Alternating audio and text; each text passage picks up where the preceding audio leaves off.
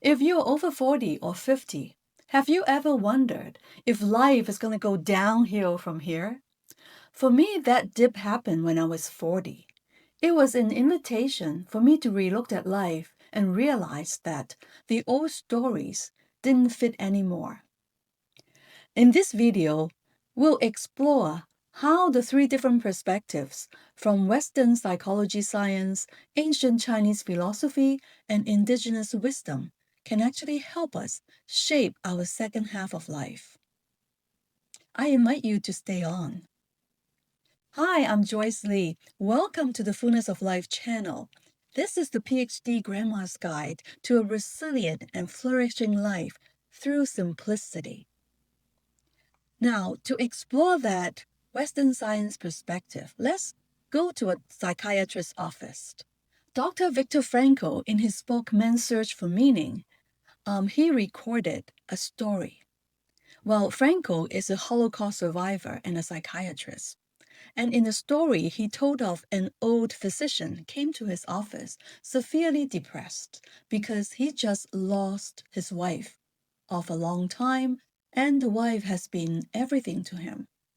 The old doctor told Frankl that life no longer holds any meaning, and he felt empty without her, going through life, and it was difficult because he is old and now he has nothing to look forward to. Hence, he felt that life no longer has any meaning. Now, instead of offering advice or comfort, Frankl asked this old doctor one single question. Frankl asked, "What if the one who died is not her, but you died first, and your wife had survived you? What would happen?" The old doctor paused, and he replied, "That would have been terrible. She would have suffered immensely because I meant everything to her. She loved me so much. And it would be a very terrible, tragic period if that happened." Frankl nodded, and he said, "Well, very true. So, doctor, in a way, you have spared her the pain.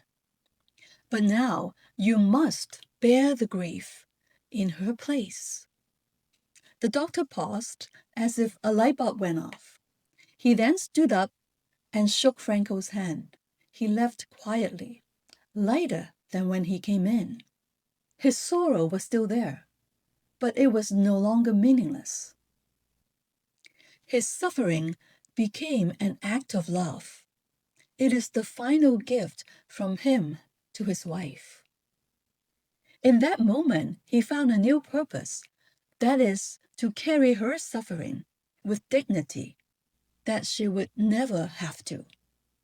Modern psychology continues to confirm Frankl's intuition. Psychologist Dr. Ryff shows us that purpose is not a luxury. It is a major pillar of human flourishing alongside with the other elements. That is, purpose in life, personal growth, self-acceptance, positive relationships, autonomy, and environmental mastery.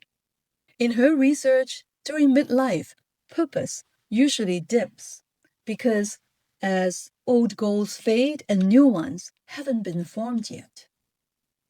But when people reconnect through service, creativity, and contribution, their sense of purpose rises again. Ryff wrote, "Purpose isn't about achievement. It is about alignment." Before we go on to another perspective, I have to point out something that gets us stuck all the time. For decades, we've been shaped by a Western system that equates success with status, consumption, and perpetual GDP growth. We've been told that happiness is something we can buy, not something we build through connection. In a way, we promote individuality and competition rather than collective well-being. This profit-driven mindset has alienated us from nature, from each other, and even from ourselves. It seems like we climb higher and higher, only to realize our ladder is leaning against the wrong wall. To me, The danger of midlife isn't failure. It is the complacency within a system that numbs us with comfort. When we mistake comfort with purpose, we lose both. But it's never too late to wake up, reconnect, and realign. Now, next, let's turn to Indigenous wisdom. It is about reciprocity and connection. Indigenous wisdom taught us that meaning lives in relationships. We are not separated from the land. We belong to it. We are part of it. Purpose is found in reciprocity. It means some kind of exchange. That is, rather than taking, we are also giving back to the community, to the earth, to each other, and to the future generations. The Indigenous 7 generations teaching invites us to make every decision to consider its impact, not just for today, but also for the future 7 generations. This mindset helps us to realize that we are not owners of this earth. We are stewards, and we need to take care of it. As one elder puts it, we didn't inherit the earth from our ancestors. We borrow it from our children. How wise. What if purpose at midlife is not about accumulation nor achievement, but is about restoring the balance within ourselves, our communities, with each other, and with the living earth? My 1 year in Squamish has opened my eyes to understand what it means to have a connection to the land. Growing up in Hong Kong, we live in a concrete forest, and we spent decades in glass towers, offices, under fluorescent lights. And I did not fully understand how deeply nature nourishes us. We seldom visit farms, and we seldom see trees, lines of trees. We seldom see them. But today, as I walk along the estuary trail and see bears, birds, fish, and plants, I realized living in harmony with nature isn't optional. It is the only way we can truly flourish together. I want to show you the area where I live now. I'm grateful for the indigenous people who are keepers of this land for thousands of years, and I need to do my part to preserve it to its natural beauty and abundance. Now let's turn to the third perspective, which is the ancient Chinese philosophy side. Ancient Chinese philosophy sees purpose as living in harmony with nature and with moral virtue. Confucius called it the Tao, Dou, or the way, where joy arises when alignment between who we are and how we live is in harmony. Meaning is not about chasing outcomes.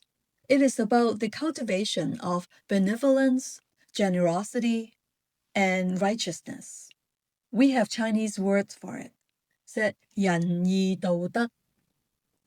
The Chinese virtue lean very much on today's kindness, compassion, justice. In Chinese philosophy, we believe that nature has a way to set its balance by itself.